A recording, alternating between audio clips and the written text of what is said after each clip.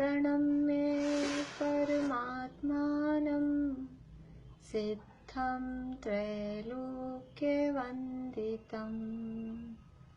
स्वाभाविक चिदानन्द स्वरूपं निर्मलाव्ययम्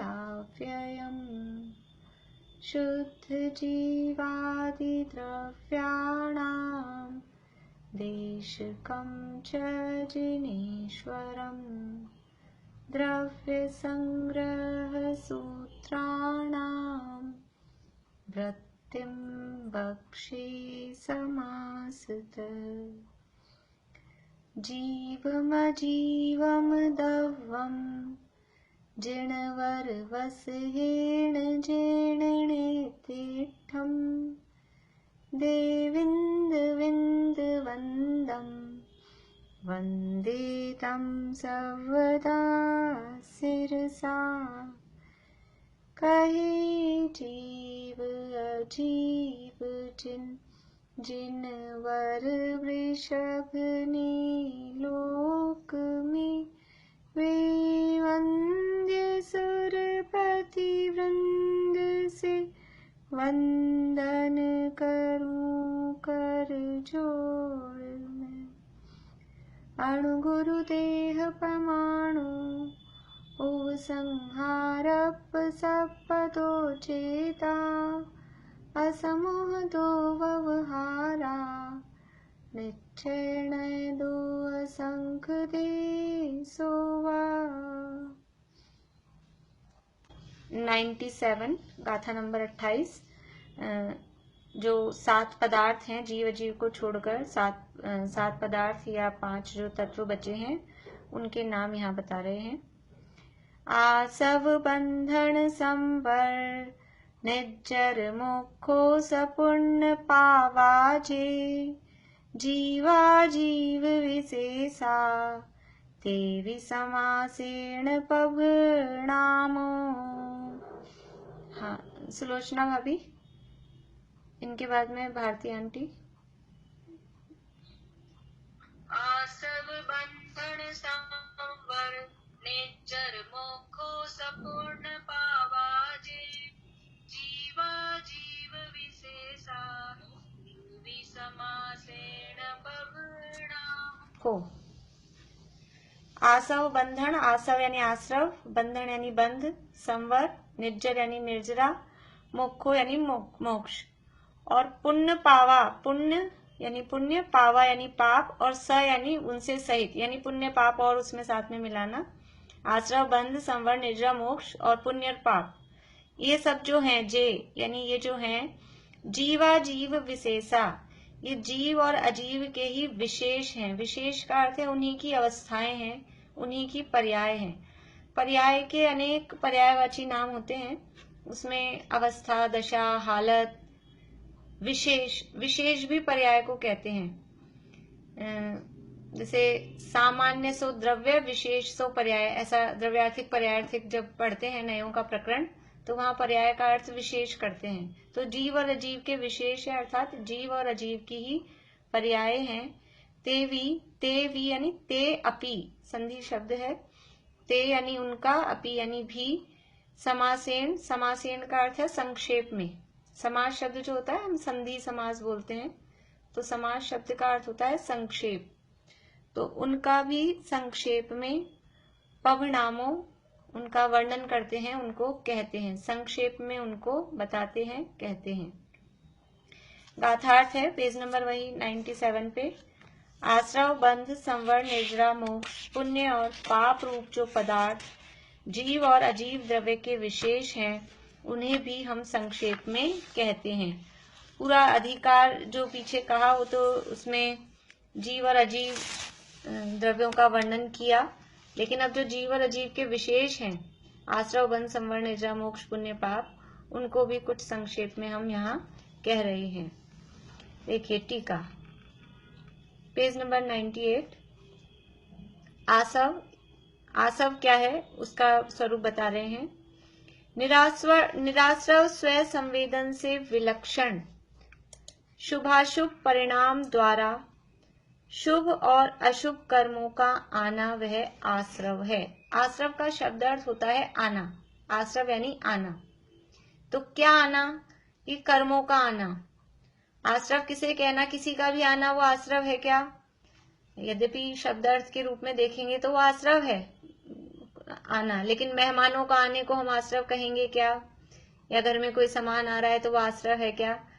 तो यद्यपि उसके लिए संस्कृत में आश्रव शब्द हम अगर कोई वाक्य बनाए तो कह भी सकते हैं, लेकिन यहाँ पर्टिकुलर जैन दर्शन के इस प्रकरण में आश्रव शब्द का क्या अर्थ है कि कर्मों का आना उसका नाम आश्रव है। और वो कर्म कैसे हैं? कर्म दो प्रकार के हैं, या तो शुभ कर्म है या अशुभ कर्म है। संपूर्ण 148 प्रकृतियों को दो भागों में बांट सकते हैं, प्रशस्त प्रकृतियां और अप्रशस्त प्रकृतियां, यानी शुभ अशुभ। प्रशस्त अप्रशस्त बोले या शुभ अशुभ बोले या पुण्य पाप रूप बोले, एक ही बात है। तो वो जो कर्म है वो शुभ और अशुभ रूप हैं। अभी शुभ और अशुभ रूप कर्म आते कैसे हैं, किसके द्वारा आते हैं, आने का साधन क्या है उनका? तो कहा शुभ और अशुभ परिणाम द्वारा। क्योंकि कर्म शुभ और अशुभ है तो उनका कारण भी क्या है? वो परिणाम है। उनके कारण जो परिणाम है वो परिणाम भी शुभ और अशुभ रूप है।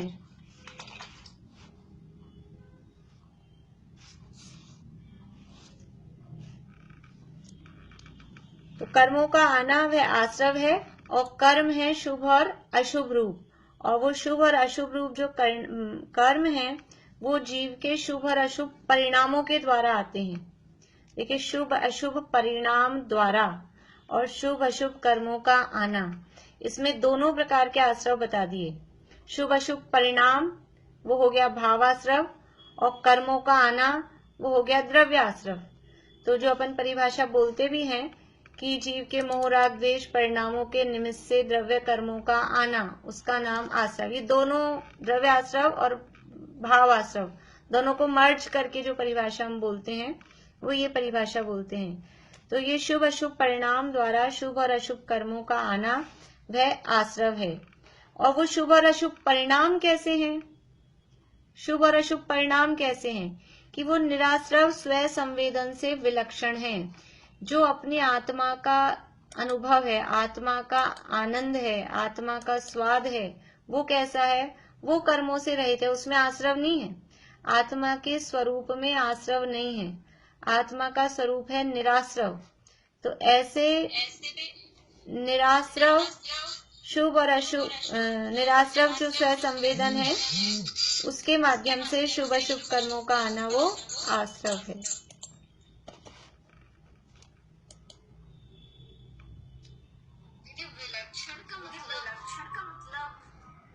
विलक्षण का मतलब है कि विपरीत, उससे विपरीत लक्षण वाला।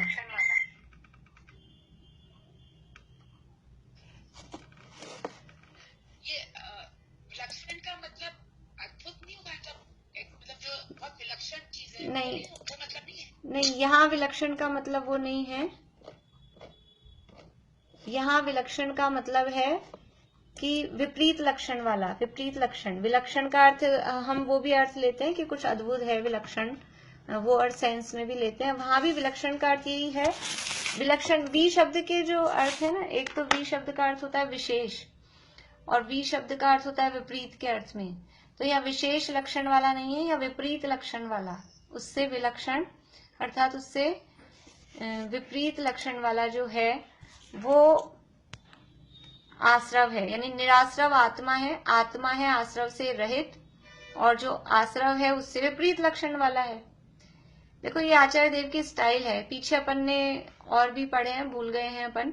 जैसे समझ लीजिए 13वीं गाथा पढ़ी थी ना अपन ने, मग्गन गुंठाने ही है, तो वो तो अपन ने डिटेल में मारना है वैसे पढ़ी थी। तो यहाँ तो अपन ने फास्ट निकाला था उसको, एक एक लाइन में जो स्वरूप दिया था। तो गति मार्गना बतानी है मान लीजिए आचार्य देव को, तो किस तरह से बता रहे हैं देखिए, मैं एक लाइन आपको पढ़ के सुनाती हूँ। यानी अस्ति बतानी है तो नास्ति से कथन करेंगे, नास्ति बतानी है तो अस्ति से कथन करेंगे। पेज नंबर 44 पे देखिए, 44 नंबर पेज पे लास्ट लाइन, बिल्कुल लास्ट लाइन, गति मार्गणा बतानी है, गति मार्गणा।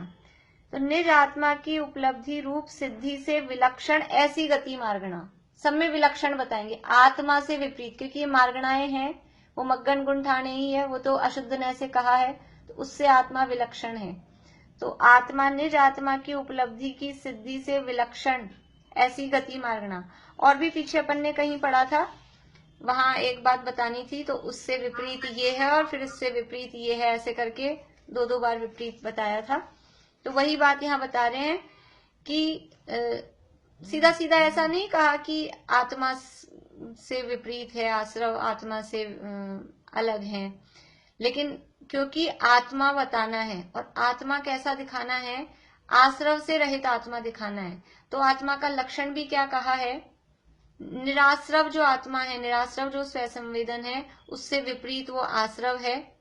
और वो आश्रव कैसे होता है कि शुभाशुभ परिणामों के द्वारा होता है। ये स्टाइल ऐसे ही समय सार में भी 31वीं गाथा है, वहां द्रव्येंद्रिय भावेंद्रिय की चर्चा है, वहां पे भी ऐसी स्टाइल की है कि द्रव्येंद्रियों को कैसे जीतना। तो द्रव्येंद्रियां खंड खंड है, तो अखंड आत्मा के द्वारा, यानी जिस विभाव से हमको रहितता बतानी है, आत्मा का वही स्वभाव हाईलाइट करेंगे, उससे विपरीत जो आत्मा का स्वभाव है उसको हाईलाइट करेंगे। तो यहाँ आश्रव से रहितता बतानी है, तो निराश्रव स्वरूप आत्मा का बताया। तो निराश्रव स्वयं संवेदन से विलक्षण, ये जो स्वयं संवेदन है वो आश्रव से रहित है। जब जब आत्मा का अनुभव हो रहा है, जिस जिसको आत्मा का अनुभव हो रहा है और जितना जितना आत्मा का अनुभव हो रहा है, तब तब वह जीव उतना उतना आश्रवों से रहित है। आत्मा का जो स्वरूप है, द्रव्य रूप से तो आत्मा आश्रवों से रहित है ही, लेकिन व्यक्त रूप में भी हम देखें तो जब जब आत्मा का अनुभव हो रहा है, स्वयं संवेदन है, उस समय कर्मों का आश्रव नहीं है। जो व्यक्ति आत्मा का अनुभव करता है उसको कर्मों का आश्रव नहीं होता। इसीलिए कहा ज्ञानी निराश्रव होते हैं। निराश्रव होते हैं अर्थात कि उनको कर्मों का आश्रव नहीं होता है, क्योंकि वो स्वयं संवेदन से युक्त हैं, आत्मा का उन्होंने संवेदन किया है। तो निराश्रव स्वयं संवेदन से विलक्षण शुभाशुभ परिणाम द्वारा शुभ और अशुभ कर्मों का आना वह आश्रव है। देखिए, ये जो जहाँ जनरली अध्यात्म में ही आश्रव बंध आदि की चर्चा चलती है, और अध्यात्म में यही परिभाषा द्रव्याश्रव भावाश्रव की चलती है। आज जो भी लोग सुबह की क्लास में होंगे तो वहां एक विशेष बात अपन ने देखी थी, और उसको जो कहा योग को, तो आश्रव योग को कहते ही हैं, काय वांग मन है कर्म योग स आश्रव, योग को आश्रव कहा ही जाता है। तो कर्मों का आना, बाहर से कर्मों का आना, वो तो द्रव्य आश्रव है। और वो कर्म क्यों आ रहे हैं कि आत्मा में ऐसी वो शक्ति है, उन कर्मों को आकर्षित करने की जो आत्मा की शक्ति है, जिसे योग कहते हैं। योग किसे कहते हैं? आत्मा में कर्मों को आकर्षित करने की शक्ति को योग कहते हैं। तो उस योग को, क्योंकि वो आत्मा का है, इसलिए उसको भाव आश्रव वहां पर कहा। लेकिन अध्यात्म में यही परिभाषा चलती है। ये भाव आश्रव किसे कहते हैं कि जो वो परिणाम है शुभाशुभ भाव, मोह राग द्वेष के परिणाम, वो भाव आश्रव हैं। और द्रव्य आश्रव तो जो है वो है ही, तो वो अपेक्षा भी यद्यपि वही है कि वो आत्मा में जो कर्मों को ग्रहण करने की शक्ति है वो भावाश्रव है। क्योंकि अगर वो अपन परिभाषा हमेशा देखते ना, तो वहां 13वें गुण स्थान में जाके थोड़ा सा अपने को कंट्रोवर्सी लगती है कि फिर वहां अरहंत भगवान को भी भावाश्रव है क्या? कंपन तो है योगों का, लेकिन फिर वहां थोड़ा ऐसा, इसलिए ये अध्यात्म वाली बात तो है ही, सब जगह यही है, लेकिन वो विशेष उससे हमको अर्थ वो उस लेवल पर, जब ये बात अपने पक्की हो जाए तब उस लेवल पर वो बात वहां पर कही जाती है। तो आत्मा में ये जो शुभाशुभ परिणाम है, इस शुभाशुभ परिणामों के द्वारा शुभ अशुभ कर्मों का आना, सीधी सी बात है, आश्रव का मतलब है कर्मों का आना। जब फिजिकल रूप में कर्म आ रहे हैं तो वो द्रव्याश्रव कहलाता है, और जिन भावों के द्वारा वो कर्म आ रहे हैं वो भाव, क्योंकि उन भावों के द्वारा ही आत्मा के प्रदेशों में परिस्पंदन भी किससे हो रहा है? ये जो मोह राग द्वेष के परिणाम होते हैं, इससे क्या आत्मा के प्रदेशों में परिस्पंदन नहीं होता है? मोह राग द्वेष के परिणामों से भी आत्मा में कंपन होता है, ये जो भाव हमारे चल रहे हैं ना, इससे भी मन वचन काया तो उसमें निमित्त है ही, और ये मन है, ये मोह राग द्वेष परिणामों की उत्पत्ति में विशेष रूप से निमित्त बनता है। इसलिए आत्मा में मोह राग द्वेष परिणामों की उत्पत्ति होना वो भावाश्रव है, और उसके निमित्त से जो कर्म आ रहे हैं, शुभाशुभ कर्म आ रहे हैं, वो आश्रव है। अभी इसकी अगली गाथाओं में विशेष व्याख्या यहाँ करेंगे। बंधन, बंध रहित शुद्धात्म तत्व की उपलब्धि रूप भावना से भ्रष्ट हुए जीव को, देखो फिर से क्या बता रहे हैं, वो एक बार अपने को इनकी स्टाइल समझ में आ जाए कि किस तरह से लिखते हैं आचार्य देव, तो फिर मेरे ख्याल से अब तो वो शब्द ऐसे नहीं लगते होंगे, क्या लिख रहे हैं, कैसे लिख रहे हैं, क्यों लिख रहे हैं। अब तो हम उनसे परिचित हो चुके हैं। बंध रहित शुद्धात्म तत्व की उपलब्धि रूप भावना से भ्रष्ट हुए जीव को कर्म के प्रदेशों के साथ संश्लेष संबंध होता है, वह बंध है। संश्लेष संबंध किसे कहते हैं? संश्लेष संबंध बोले रेखा। अभी जो एक हो जाते, अलग नहीं किया जा सकता जिनको। हाँ ठीक है, एक साथ बंधे हुए रहते हैं जिनको। बोलिए मीनू दी। एक क्षेत्र का आएगा ना, एक क्षेत्रावगाह संबंध और संश्लेष संबंध एक ही चीज है क्या? बोले मीनू दी, एक ही चीज है? हाँ ज्योति जी बोलिए। जो संश्लेष संबंध है, तो जहाँ जहाँ हम मूव करेंगे वो हमारे साथ में चलेंगे, पर एक क्षेत्र अवगाह वाले, जैसे अभी भी शहीद रब के साथ हम एक क्षेत्र अवगाह है, तो जैसे हमने मूव किया तो यहाँ की जो चीजें हैं वो यहीं रह जाएंगी, पर जैसे कर्म के साथ संश्लेष संबंध है तो वो हमारे साथ चलेंगे। बढ़िया। देखिए एक क्षेत्र अवगाह और संश्लेष संबंध एक ही चीज नहीं है, डिफरेंट है दोनों। एक क्षेत्र अवगाह संबंध तो हो सकता है, अभी हम जहाँ बैठे हैं तो अभी कुर्सी के साथ में, या समझ लीजिए और भी जो भी अपन वैसे देखें तो छहों द्रव्य हैं, जहां हम बैठे हैं वहां धर्म द्रव्य है, अधर्म द्रव्य है, आकाश द्रव्य है, काल द्रव्य है, और जीव और पुद्गल साथ में है ही। तो जहां अभी हम बैठे हैं वहां छहों द्रव्य हैं, उनके साथ एक क्षेत्र अवगाह संबंध है अभी इस समय, लेकिन संश्लेष संबंध नहीं है। अभी हम उठ के गए यहाँ से, तो यहाँ का जो धर्म द्रव्य के प्रदेश थे, अधर्म द्रव्य के प्रदेश थे, आकाश के प्रदेश थे, कालाणु थे, वो सब यही है, वो थोड़ी ना हमारे साथ उठ के जाएंगे। लेकिन कर्मों के साथ, इस शरीर के साथ, ये ऐसा एक क्षेत्रावगाह संबंध कैसा है, वो संश्लेष वाला है। और शरीर के साथ भी समझ लीजिए इस भाव के लिए हम कह सकते हैं, पर कर्मों के साथ तो अनादिकाल का संश्लेष संबंध है कि जीव जहां जहां जाता है, जिस भाव में जाता है, उस भाव में वो कर्म साथ साथ में जाते हैं।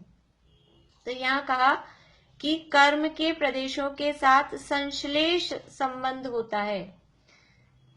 देखिए वहां जहां सिद्ध भगवान है, लोकाग्र में, सिद्धालय में, वहां पर कारमान वर्गणाएं है या नहीं है?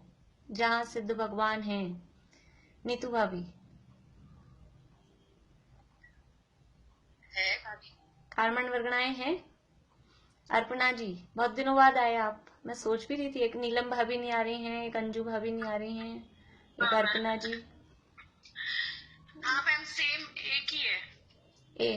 कारमण वर्गणाएं हैं वहां पर, जहां सिद्ध भगवान हैं वहां कारमण वर्गणाएं हैं, ठीक है।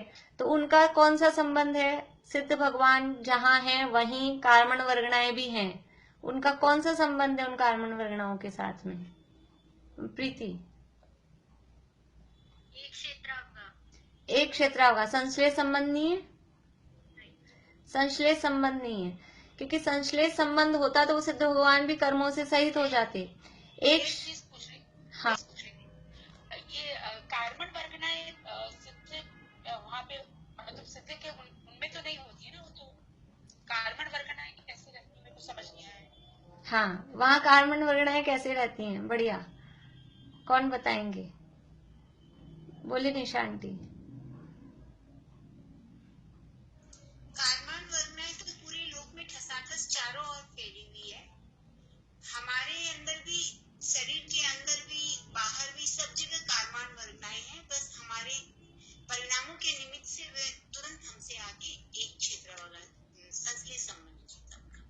बढ़िया। और कोई कुछ बताएंगे? और कुछ और कहना है किसी को? हाँ बोलिए ज्योति जी। नहीं वही, और वो छह द्रव्य लोक में तो सब जगह है ना, तो उत्कल चलिए भी वहाँ देखिए, कार्बन वर्गणाएं पूरे लोक में ठसाठस भरी हुई है, तो सिद्धालय जो जगह है वो भी लोक में ही है, तो वहां भी कार्बन वर्गणाएं हैं, एक बात। और दूसरी बात कि पूरे लोक में निगोदिया जीव हैं सब जगह। निगोदिया जीव मतलब सूक्ष्म केंद्रीय जीव, निगोदिया जीव वो सब जगह है पूरे लोक में। जहां सिद्ध भगवान है सिद्धालय में भी, वहां सूक्ष्म एक केंद्रीय जीव, स्थावर जीव वो वहां पर है। और वो स्थावर जीव वहां पर हैं तो वो कर्मों से सहित हैं कि कर्मों से रहित हैं? वो वहां जो एकेंद्रीय जीव हैं वो सब कर्मों से सहित हैं कि रहित हैं? कर्मों से सहित ही है, सहित है। तो वो कर्मों से सहित है, तो वो जो उनके कर्म हर समय बंध रहे हैं कि नहीं बंध रहे, या बस जो बंधे हुए हैं वो ही रहते हैं? हर समय उनके भी नए नए कर्म बंध रहे हैं। तो उनके नए कर्म कहाँ से बंध रहे हैं? कि वहां ही कार्बन वर्गणाएं सब भरी हुई हैं। तो वो क्योंकि मोहरागदेश रूप परिणमित होते हैं, आश्रव बंध उनके बराबर चलता है, तो वहां जो कार्बन वर्गणाएं हैं वो तुरंत तुरंत कन्वर्ट होके कर्म रूप उनके साथ में बंधती जाती हैं। तो वहां वो निगोदिया जीवों के साथ में कार्बन वर्गणाएं हैं, और उसके अलावा भी वहां कार्बन वर्गणाएं हैं। तो सब जगह पूरे लोक में कार्बन वर्गणाएं हैं। तो जहां सिद्ध भगवान हैं वहां एक क्षेत्र अवगाह रूप से कार्बन वर्गणाएं हैं। फिर सिद्ध भगवान कर्मों से बंधे हैं कि मुक्त हैं? कि कर्मों से बंधे नहीं हैं, क्योंकि एक क्षेत्र अवगाह संबंध होने पर भी संश्लेष संबंध नहीं है। एक क्षेत्र अवगाह संश्लेष संबंध हो, एक क्षेत्र अवगाह रूप संश्लेष, संश्लेष मतलब चिपक जाना अच्छी तरह। जैसे समझ लीजिए अपने यहाँ शेल्फ में बुक्स पड़ी हैं, तो बुक्स रखी हैं एक क्षेत्र अवगाह, हम कह सकते हैं एक के ऊपर एक, एक के पास में एक ऐसे रखी हैं। लेकिन ये जो एक बुक होती है उसमें ज्यादा सारे पेज जुड़े हुए हैं, उदाहरण है बस समझने के लिए समझना। तो ये एक किताब है, इसमें ये सारे पेज जुड़े हुए हैं, तो इनका कहेंगे हम संश्लेष संबंध है, क्योंकि जुड़े हुए हैं। लेकिन हमने शेल्फ में बुक्स रख दी तो एक क्षेत्र अवगाह हो गई, उनमें संश्लेष हो गया क्या? वो सारी किताबें चिपक जाएंगी आपस में। तो वो उनमें एक क्षेत्रावगाह संबंध तो है लेकिन संश्लेष नहीं है। लेकिन एक ही किताब में जो पेज जुड़े हुए हैं उन सब में हम कहेंगे कि ये संश्लेष संबंध किसके माध्यम से हुआ? कुछ ना कुछ इसमें गोंद मतलब चिपकने वाला पदार्थ, फेविकोल लगाई कि गोंद लगाई कि कुछ भी लगाया, वो उसके माध्यम से ये इसमें एक संश्लेषता आई है। ऐसे ही यहाँ जीव के जो परिणाम हैं, जीव के परिणामों के निमित्त से वो कर्म आत्मा के साथ आके चिपकते हैं, वो है संश्लेष संबंध। वैसे कर्म कार्बन वर्गणाएं भरी हुई है लोक में, उससे बंध नहीं कहा जाता है, एक क्षेत्रावगाह संबंध को बंध नहीं कहा जाता है। तो बंध रहित शुद्धात्म तत्व की उपलब्धि रूप भावना से भ्रष्ट हुए जीव को कर्म के प्रदेशों के साथ संश्लेष होता है, वह बंध है। संश्लेष अर्थात संश्लेष संबंध होता है, वह बंध है। तो बंध किसे कहते हैं? कि कर्म के प्रदेशों के साथ यानी कर्म परमाणुओं के साथ, कर्म वर्गणाओं के साथ में जीव का जो संश्लेष संबंध है उसको बंध कहते हैं। लेकिन ये जो कर्म परमाणुओं के साथ में, कर्म के प्रदेशों के साथ में जीव का संश्लेष हुआ, ये कौन से जीव का होता है? किस जीव का? सिद्ध भगवान भी तो जीव हैं, सिद्ध भगवान भी तो एक जीव है, फिर उनका क्यों नहीं हो रहा है ये संश्लेष? तो कह रहे हैं कि बंध रहित शुद्धात्म तत्व की उपलब्धि रूप भावना से भ्रष्ट हुए जीव को, जो अपने शुद्धात्मा की भावना से, शुद्धात्मा की प्राप्ति हो, उपलब्धि हो, पीछे कहा था ना शुद्धात्मा की उपलब्धि की भावना, पारिणामिक भाव की भावना, तो ऐसे अपने शुद्धात्मा की उपलब्धि रूप भावना से जो भ्रष्ट हुआ है, भ्रष्ट हुआ है का मतलब पहले उसको शुद्धात्मा की उपलब्धि थी और अब भ्रष्ट हो गया, वो अनादिकाल से भ्रष्ट ही है। तो जो अपने आत्मा की उपलब्धि की भावना से भ्रष्ट हुआ, ऐसा जीव, उस जीव को ये कर्म के साथ में संश्लेष संबंध होता है। और वो शुद्धात्म तत्व कैसा है?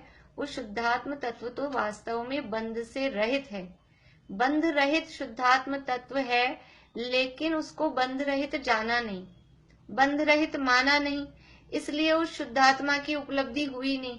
और उपलब्धि करने की भावना भी नहीं है। यानी जीवों को यही नहीं पता कि मैं जीव हूं, मैं आत्मा हूं और मुझे अपना अनुभव हो सकता है और इस जन्म मरण के चक्र से मैं छूट सकता हूं। कितने से जीव हैं अपन, मतलब ये अपन पढ़ रहे हैं थियोरेटिकल, कितने से जीव हैं, इतने सारे मनुष्य 29 अंक प्रमाण, उसमें से अपन मनुष्यों को ही देखें और मनुष्यों के अलावा जितने जीव हैं, अनंत जीव दुनिया में, कहाँ ये विचार चलता है। अपन तो और सबको भी छोड़े, बस मनुष्यों को ही देखें और अपने जो नोन है, अपने जानकार हैं, उनमें भी देखें तो ऐसी भावना, मतलब मैं जीव हूं, मैं आत्मा हूं और अपनी आत्मा का अनुभव हो सकता है और हम इस जन्म मरण के चक्र से छूट सकते हैं, ऐसा विचार कितने लोगों को आता है। दिमाग में ही नहीं आती, बात ही नहीं आता, विचार ही नहीं आता। बस जन्मे हैं, सुबह से उठ के जो काम करने हैं अपने, जो जिस रूप में है, जिस अवस्था में, लेडीज को लेडीज के टाइप, जेंट्स को जेंट्स के टाइप, बच्चों को बच्चों के टाइप, वो सुबह से उठ के रात तक वो काम किए और फिर निकल गए और जन्म हुआ और ऐसे करके बुढ़ापा आया और मरण हो गया, जैसे भी जिस भी रूप में, बस पूरा। ये शुद्धात्मा की उपलब्धि की भावना ही नहीं। तो ये निज शुद्धात्म तत्व की उपलब्धि की भावना से भ्रष्ट हैं। एक इंद्रिय से 4 इंद्रिय तक तो सारे भ्रष्ट ही हैं और पंचेंद्रिय में जितने भी मिथ्या दृष्टि जीव हैं, असैनी पंचेंद्रिय और सैनी पंचेंद्रिय, अपनी आत्मा की उपलब्धि की भावना से भ्रष्ट हैं और वो आत्मा था बंध से रहित, उस बंध रहित आत्मा का स्वरूप जाना नहीं, आत्मा को प्राप्त करने की भावना भी नहीं है। ऐसे जीव, वो कर्म के प्रदेशों के साथ उनको संबंध, संश्लेष संबंध होता है। देखिए यहाँ फुटनोट दिया है, यहाँ मुख्य रूप से मिथ्या दृष्टि जीवों का कथन किया जाता है, क्योंकि यहाँ कहा है ना, अपनी शुद्ध आत्मा की उपलब्धि की भावना से भ्रष्ट हुए जीवों को होता है। तो क्या सम्यक दृष्टि ज्ञानी को बंध नहीं होता? सम्यक दृष्टि ज्ञानी को आश्रव नहीं होता? तो अब कर्णन योग की तरफ से देखेंगे तो वहां होता है, लेकिन यहाँ अध्यात्म की बात चल रही है और अध्यात्म में कहेंगे ज्ञानी को आश्रव भी नहीं, ज्ञानी को बंध भी नहीं, क्योंकि यहाँ बात चल रही है मुख्य रूप से मिथ्या दृष्टि की। और किसको आश्रव कहना, किसको बंध कहना, कि जो संसार का कारण है, संसार का मूल कारण है वो मोह, मिथ्यात्व। तो मिथ्यात्व का आश्रव हो रहा है, मिथ्यात्व का बंध हो रहा है, तब तो बंध है, आश्रव है। और यदि मिथ्यात्व का आश्रव बंध नहीं हो रहा तो कहते हैं अब है ही नहीं, क्योंकि उसका कनेक्शन कट गया है।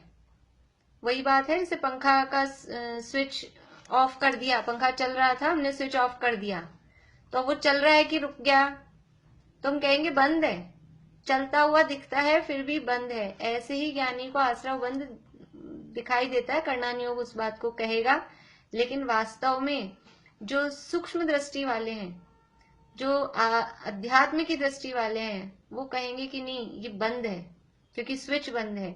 ऐसे ही ज्ञानी के, सम्यक दृष्टि ज्ञानी के, वो जो कर्मों के आने का स्विच था, वो स्विच बंद हो गया है, इसलिए अब उसको आश्रव भी नहीं है, बंद भी नहीं है। बोलिए भारती आंटी।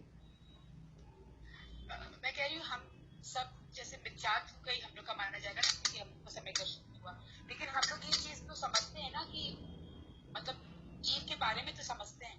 जैसे तो अभी आप जैसे बोले ना कि मिथ्यात्व में हम लोग हैं, तो नहीं समझ रहे हैं, लेकिन देखो वो लेवल एक कैटेगरी होती है यहाँ तो, कि अभी जो पहले मैंने बात की कि वहाँ अभी तो लोगों को पता ही नहीं है, हमें तो और जो दुनिया में लोग दिखाई देते हैं उनकी बात की। तो वही मैं कह रही हूँ कि जो दुनिया में लोग जिनसे मैं जिनको जानती हूँ, कोई वो तो ये सत्ता को भी नहीं मानने को तैयार है।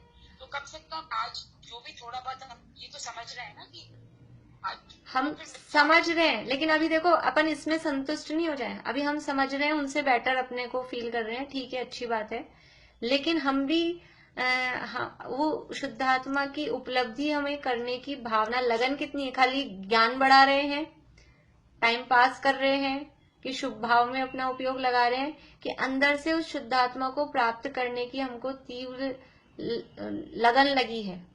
वो डिपेंड करेगा अपने अपने सबकी भूमिका के हिसाब से। तो उसके लिए लेवल है एक, इसीलिए सम्यक तो सन्मुख मिथ्या दृष्टि एक अलग होता है, और फिर भद्र मिथ्या दृष्टि बोलते हैं। जैसे समझ लीजिए हमें जिनको अभी मिथ्या दृष्टि है लेकिन आत्मा को प्राप्त करने की लगन लगी है, तो जैसे अपन शब्द इसमें कहें निकट भव्य या भद्र मिथ्या दृष्टि या और निकट आया है तो सम्यक तो सन्मुख मिथ्या दृष्टि, ऐसे शब्द उस शास्त्र में उसके लिए यूज लिए गए हैं। तो यहाँ तो मैं अभी अन्य जीवों की बात कर रही थी कि जो अपने आत्मा की उपलब्धि की भावना से भ्रष्ट हुए हैं। और बारीकी में जाएंगे तो ऐसा नहीं उसको जान रहे हैं कि हम खाली ज्ञान मान नहीं रहे, हाँ, में वो अनुभव नहीं हो रहा है उसका। अभी तो ज्ञान का विषय बन रहा है ना, उस ज्ञान का विषय बन रहा है, ज्ञेय है, ज्ञान का ज्ञेय। अभी अंदर से वो भावना की, सबका लेवल सबका अपना अपना है, सबका अलग अलग है, किसको कितनी गहराई से उसकी रुचि लगी है और वो प्राप्त करने की भावना है। इसमें बहुत ज्यादा ज्ञान हो या बहुत सालों से कोई पढ़ रहे हो, वो कोई मैटर नहीं है। अंदर से उसकी तत्व को समझने की रुचि और तत्व को पकड़ना, वो तत्व किसको कितना ग्रहण हो रहा है, उसके हिसाब से वो निर्णय होता है। सुगानी जी को तो गुरुदेव के एक प्रवचन से सम्यक दर्शन हो गया था।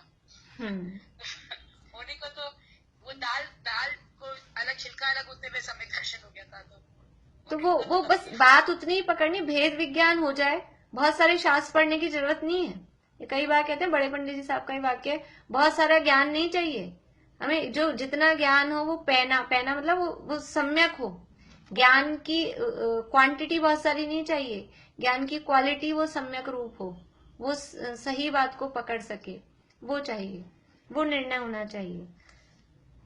देखिए यहाँ फुटनोट में, यहाँ मुख्य रूप से मिथ्या दृष्टि जीवों का कथन किया है क्योंकि वे शुद्धात्म तत्व की उपलब्धि रूप भावना से भ्रष्ट हैं। जो मिथ्या दृष्टि जीव हैं वो अपने शुद्धात्म तत्व की उपलब्धि रूप भावना से भ्रष्ट हैं। वो बिल्कुल भ्रष्ट ही है, उनको भावना ही नहीं है, तभी तो वो मिथ्या दृष्टि हैं। अभी यहाँ मिथ्या दृष्टि में जो स्थूल मिथ्या दृष्टि है उन जीवों की बात समझना चाहिए। फिर आगे दूसरी बात कह रहे हैं कि अशुद्ध निश्चय ऐसे जो रागादि रूप भाव बंध है वह भी शुद्ध निश्चय ऐसे पुद्गल का ही बंध है। द्रव्य संग्रह यानी इसी ग्रंथ की जो 16वीं गाथा की टीका सद्दो बंदो सोमो थूलो वाली जो गाथा थी उसमें ये बात बताई थी। क्या कह रहे हैं इसमें कि भाव बंध को अशुद्ध निश्चय ऐसे कहा कि अशुद्ध निश्चय ऐसे रागादि जो परिणाम है वो भाव बंध है, वो अशुद्ध निश्चय ऐसे हैं। पीछे कर्ता कहा था ना, जो कहा बंध का कर्ता जीव, तो अशुद्ध निश्चय ऐसे भाव बंध का करता है। तो ये जो अशुद्ध निश्चय ऐसे कहा है भाव बंध, वह भी जब शुद्ध निश्चय ऐसे देखेंगे तो वो व्यवहार के अंतर्गत जाएगा, और व्यवहार के अंतर्गत जाएगा मतलब वो पुद्गल का ही बंध है। देखो 16वीं गाथा की टीका में इस बात को कहा है, पेज नंबर 61 पे।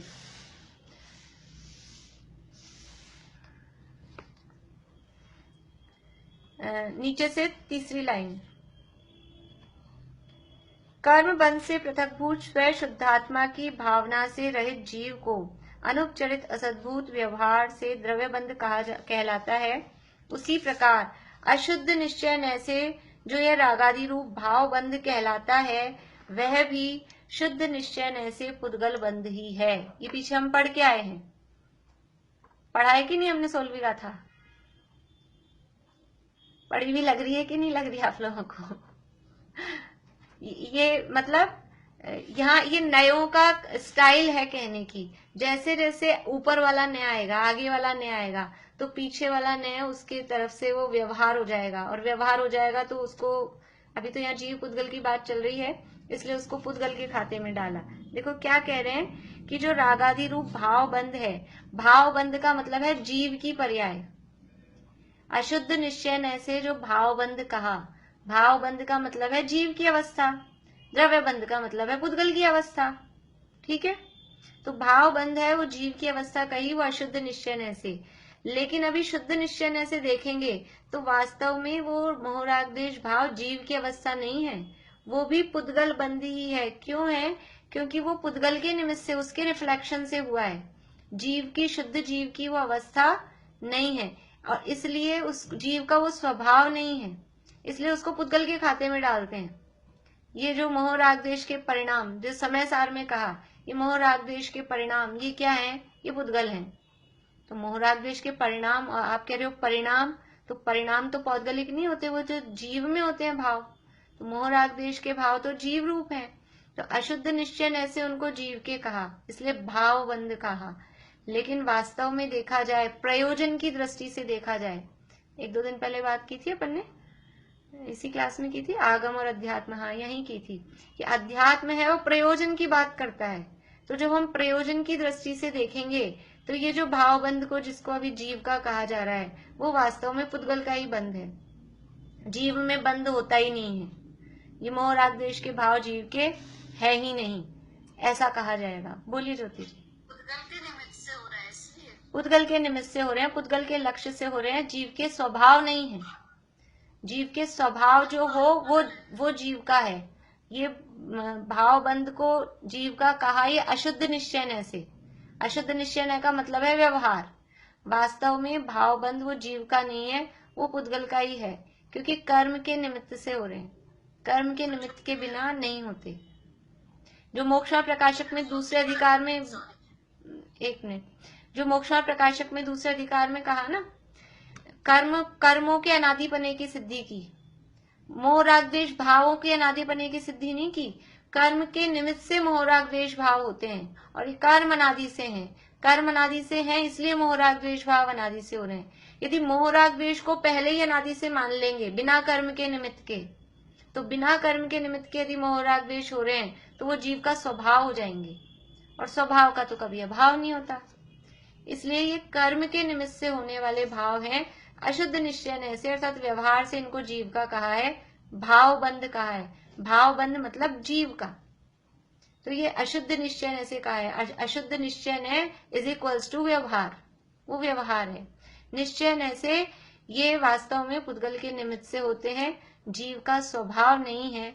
जीव में होते हैं, इसलिए जीव का कहना पड़ रहा है व्यवहार से, लेकिन जीव के नहीं है, जीव के स्वभाव नहीं है, इसलिए वो पौद्गलिक ही है, पुद्गल के ही है, निश्चय से देखा जाए तो। बोलिए, आप बोलिए। मतलब जो भी विकारी पर्याय होती हैं तो वो मतलब फिर वो तो है ही नहीं जीव की। नहीं, जीव की है ही नहीं। जो भी विकारी पर्याय हैं वो जीव की है ही नहीं। स्वभाव रूप पर्याय, इसीलिए कहते हैं सिद्धों से मिलान करो। जैसे सिद्ध हैं, जितने सिद्ध हैं, जो जो सिद्ध में है, वो सब उतना अपने में है, और सिद्ध में कुछ भी विकारी पर्याय नहीं है। इसलिए विकारी पर्याय जीव की नहीं है। जो अपने आप से हो, बिना पर निमित्त के हो, वो सब मेरा।